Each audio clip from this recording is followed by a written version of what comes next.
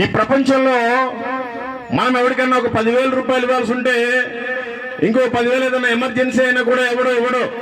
ఎందుకంటే మనల్ని నమ్మడు. ఏదైనా వెళ్తున్నామంటే కూడా ఒక 1000 రూపాయలు కూడా సాయం చేసేవాళ్ళు ఉండరు. అలాంటిది మనం పాపంలోనే ఉన్నామని తెలిసి యేసు ప్రభువారు మన కోసం ప్రాణాన్నే పెట్టాడు. వాక్యం ఈ విధంగా సెలవిస్తుంది.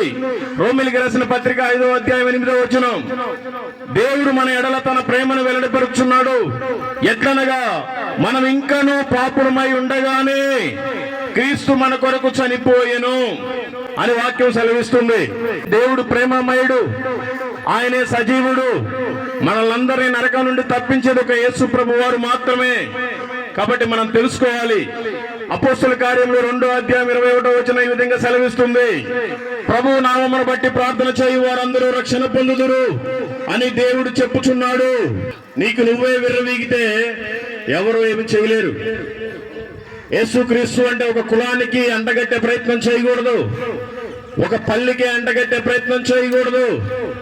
ఈ ప్రపంచంలో ఎన్ని దేశాలైతే ఉన్నాయో అన్ని దేశాలలో కూడా క్రిస్మస్ పండుగ జరుపుకుంటారు. వాళ్ళకేం పని పాట లేకుండా జరుపుకోవట్లా.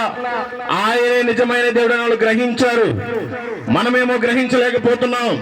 కాబట్టి తెలుసుకోవాలి. రోమిలికి రాసిన పత్రిక 3వ అధ్యాయం 10వ వచనం ఈ విధంగా సెలవిస్తుంది, ఇందును గూర్చి రాయబడినదేమనగా ఒక్కడునూ లేడు, నీతిమంతుడు లేడు. అందరూ పాపము చేసే ఉన్నాం. కాబట్టి మా పాపాలు పోవాలంటే వాక్యం ఈ విధంగా సెలవిస్తుంది.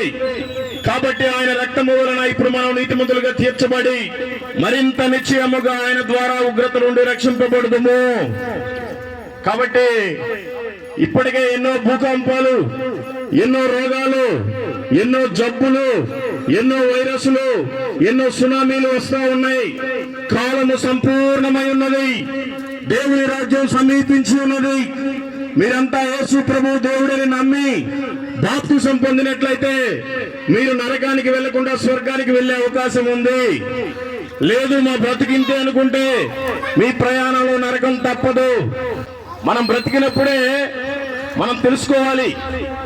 ఏదైనా ఒక వస్తువు కొనుక్కునేటప్పుడు ఇది మంచిదా కాదా, కంపెనీదా కాదా, ఇది గట్టిగా ఉంటదా లేదా మధ్యలో పోతుందా అని తెలుసుకొని కొనుక్కోవాలి. అలాగే మనం నమ్మే దేవుడు కూడా ఈయన అసలు ఎవరు, ఈయన వల్ల మనకు ఉపయోగం ఏంటి, ఆయన వల్ల మనకు చనిపోయిన తర్వాత ఒరిగేది ఏంటి అని మనం తెలుసుకోవాలి. ఒక్కసారి ప్రాణం పోయిన తర్వాత నిన్ను కాపాడే నాదుడు ఎవడూ లేడు. కాబట్టి తెలుసుకోవాలి. దేవుడు లోకాన్ని ఎంతో ప్రేమిస్తున్నాడు.